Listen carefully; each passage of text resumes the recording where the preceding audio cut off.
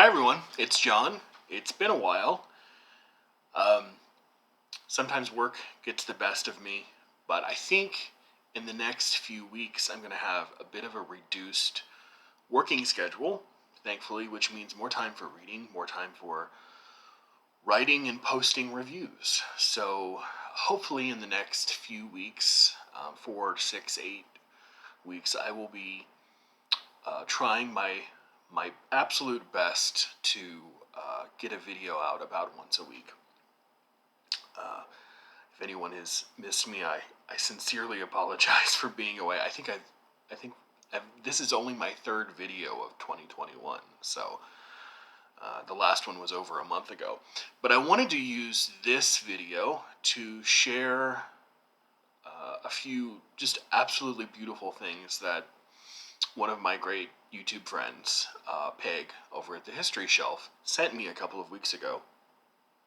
I've been meaning to sit down with these books and show them to you, but like I said, things keep getting in the way. For some reason, she got several copies, or I guess at least 2 copies of several books, and she thought that I might be interested in a few of them, and surprised me with them. Didn't tell me what they were. I knew what one of them would be because she told me last year sometime that she was going to send it to me, but wanted to wait until she had other things to send it with. And of course, I'm not going to bug her to send something in the middle of a freaking global pandemic. I'm not going to ask her to go to the post office. But that's what I want to show you first. Like I said, these are from Peg, the History Shelf. She is currently, pray for her, she is packing her entire library. I think she's either doing it by herself or with Martine. I hope she has some help. I know I wouldn't want to pack mine, and I think hers might be even bigger. So I hope she's taking it slowly and little by little. But she sent me some amazing things, and this first thing, I should say, is from her own personal library that she had laying around. I guess it's a copy that she's not interested in keeping. I thought this was the most beautiful thing ever. Actually, this is I almost said Portfolio Society. This is a Folio Society edition of the autobiography of Benvenuto Cellini, replete with. I guess there are no drawings in the actual body of the text, but at the end, you have. And there's more, but this is one of the. Cellini was 16th century Italian artist and wrote his own very sort of interesting life, and was friends with a lot of other well-known artists himself. But by the way, this book smells like everyone's like platonic ideal of what a library should smell like. So I don't know if this is the smell of your library, Peg. You need to bottle this stuff and sell it because it's almost addictive. But thank you so much for this. I will be reading this soon. Like I told Peg, my only copy of this book is a ratty, I think a Bantam edition that I bought at a garage sale maybe 20 or 25 years ago when I was in high school. So it's so nice to have an edition that beautiful. And she also sent me 5 books.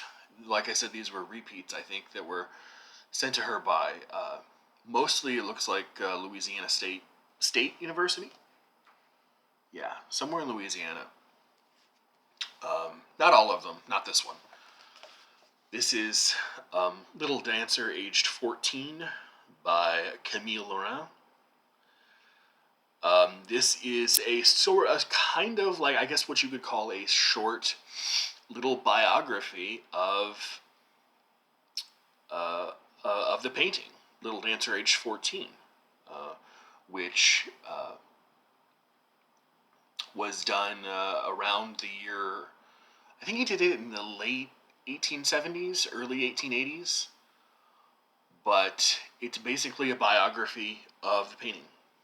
It tells its background, context, history, reception, maybe a little bit about the art world at the time.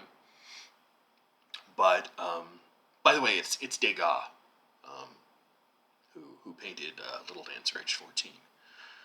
But it's just a little book that gives you maybe all the information most people might want to know, unless you're like an art historian or something, about this pretty famous piece.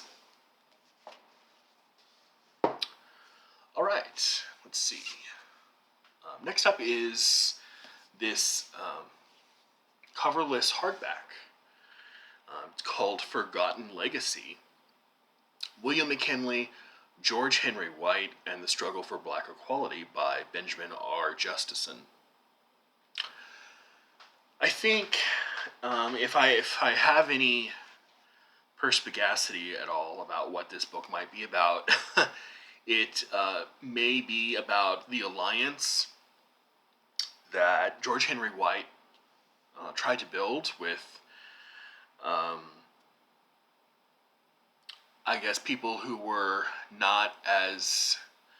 By the way, for those, if you don't know who George Henry White was, he was one of the 22 African Americans who served in Congress in the 19th century.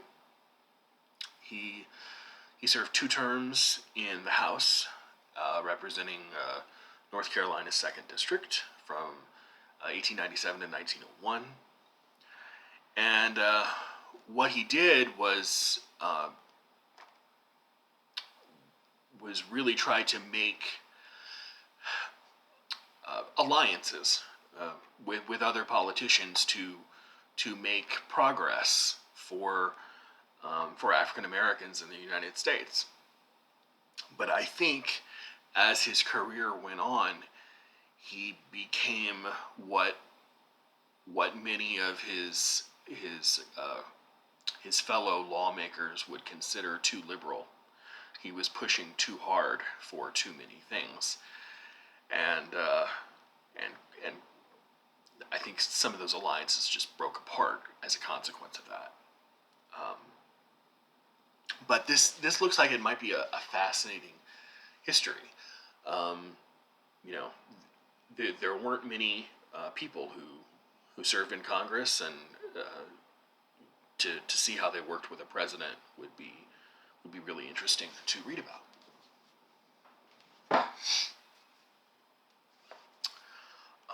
Let me save that for last.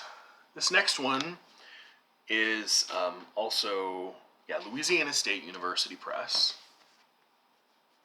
It is by Ben Wright, and it's called Bonds of Salvation: How Christianity Inspired and Limited American Abolitionism. And from reading the inside cover, basically just looks like, how different branches of 19th century American Protestantism, especially, the Baptists and the Methodists, both apologized for and actively fought against the institution of American slavery.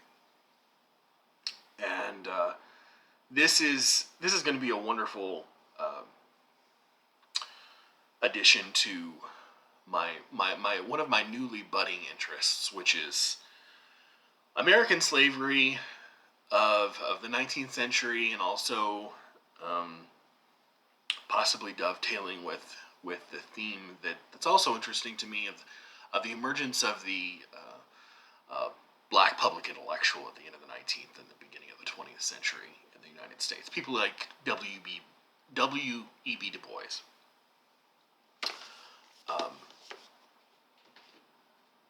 All right, two more. This did not immediately strike me as something that I would like, but the more I look at it and the more I read the back and sort of flip through the pages, the more I think I would probably like it.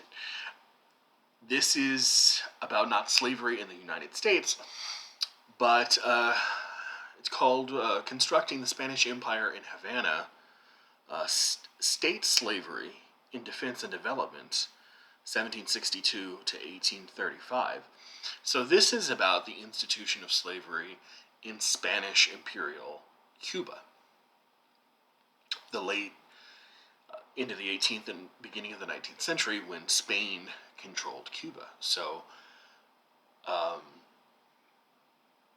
just looking at the back of the book, Evelyn P. Jennings, the author, considers the human cost of reproducing the Spanish Empire in a major Caribbean port, the state's role in shaping the institution of slavery, and the experiences of enslaved and other coerced laborers, both before and after the beginning of Cuba's sugar boom in the early 19th century.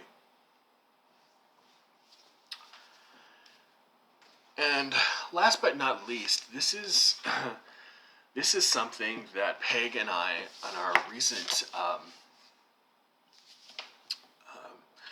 mutual Princeton University Press book run, which we've made a few of together. We'll just sort of sit on Twitter and exchange DMs and tell each other what we're putting in our baskets. And then, once the figure is, well above $100, we'll press the buy button. Yeah, gotta stop doing that. This is something I saw a few times, but she told me she had it and was going to send me a copy, so I didn't end up buying it. This is Conservatism, The Fight for a Tradition by Edmund Fawcett. And just glancing through the pages, this book's main strength seems to be the fact that it draws from so many different kinds of conservative traditions. So, you're not just getting your basic Burke or your basic,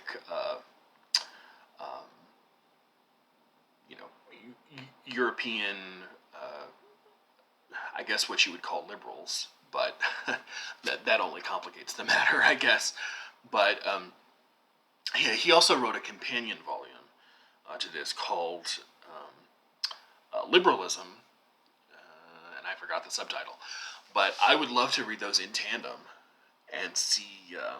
They both have really, really great reviews, and if I haven't had a chance to thumb through the Liberalism book, but if it's anywhere near as broad and has its net cast as wide as the Conservatism one does, it looks like it might be really fascinating to read. But that is the last book that Peg sent me. And I just wanted to show you those. I hope to be back, like I said, sometime within the next week. And please leave me comments, messages, suggestions, all of that great stuff in the comment section below. And let me know if you've read any of those books, and if you have, what you think about them. I'll talk to everyone later.